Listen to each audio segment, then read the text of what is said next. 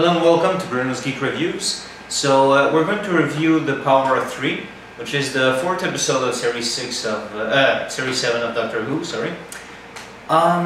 So I think it was a fun episode. It was, the idea was pretty good. Like that these countless cubes, black cubes, would appear all over the Earth, and letting the Doctor has to try to guess why the cubes are there.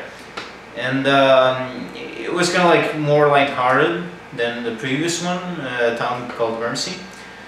But it did have its flaws. Well, there were some very good things and some flaws in there. First of all, like, again, the same complaint as the previous video, where I feel like the companions don't do as much as they should by now, because the episode is called The Power of Three, and even at the end, they mention it, like, oh, they didn't know that cube is, the power of three, that's what it means. But again, Doctor kind of does it by himself in a way. Like, what does Amy do?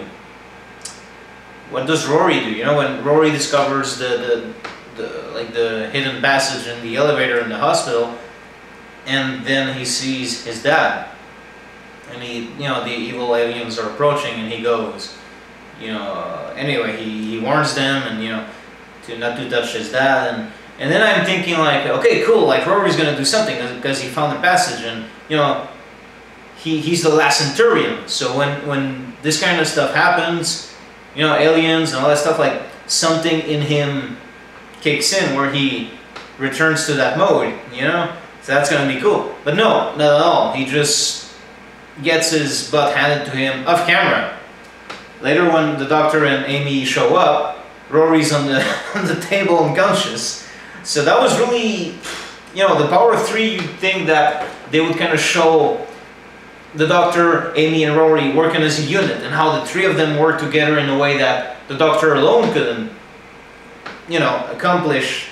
Like, I would expect that to be the point of the episode, how these companions complement his skills so well. But no, like, it's just the Doctor doing this thing. And I mean, story-wise, we had a lot of Amy and Rory, and it was an important episode for them. But I'm not saying they didn't have good scenes, or it was very, like, the episode was centered a lot on Amy and Rory and their relationship with the Doctor. But like I said, by now I expect them to be more capable.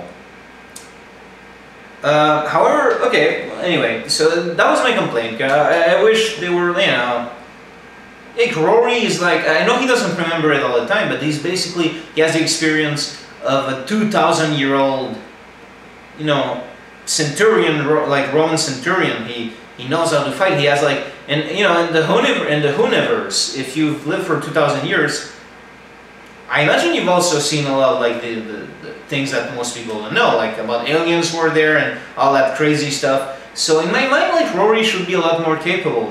Maybe that's a nitpick, but I'm sticking by it. And I know he doesn't remember it all the time. It's been addressed. But in situations like this, he should go back to that mode, like we've seen in,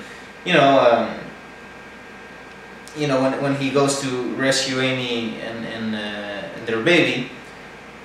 We've seen him kind of like kick into action hero mode.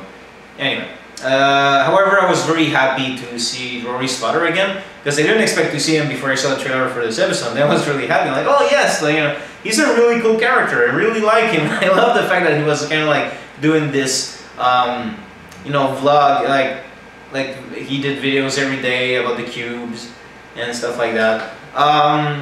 Also, I liked the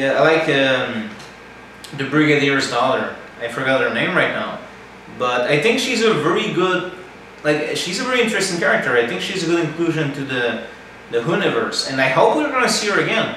I really hope, because also the interesting thing is this could be a character who sticks to the story for a long time. Like, she could be in the Doctor Who series even long after Matt Smith is gone from the role, or kind of like the Brigadier. He would, even when he left, you'd see him like here and there. He'd come back to this to the series, or in the Brigadier's case, you know, we'd see him in the Sarah Jane adventures. So I really hope we see her again, because I think she has a lot of potential as a character, and I think it's interesting because, you know, the Brigadier was so important to the Doctor Who universe.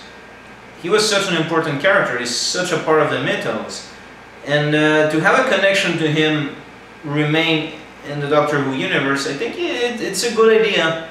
I think it was a good call.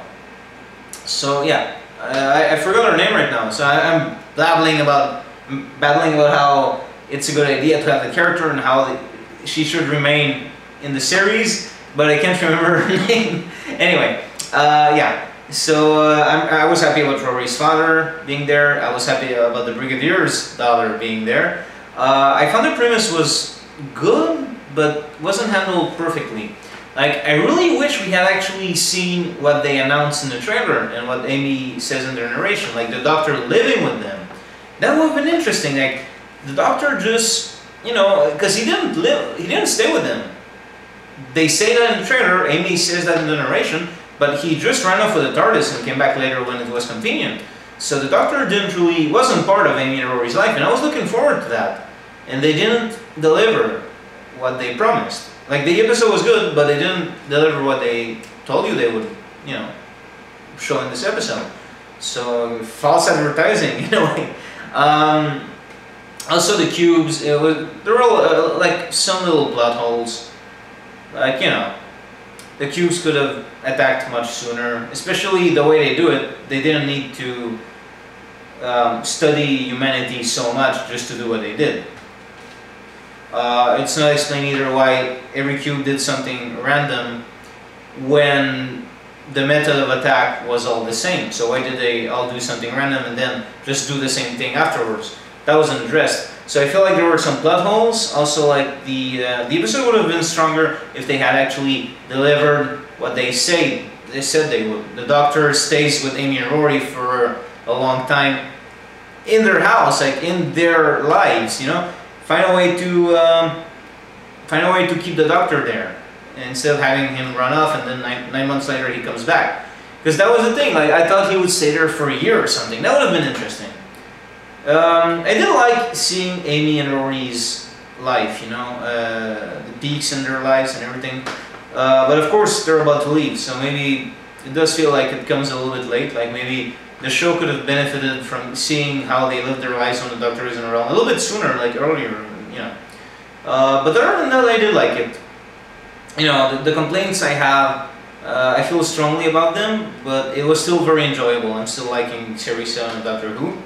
And, you know, next episode, Angels in Manhattan.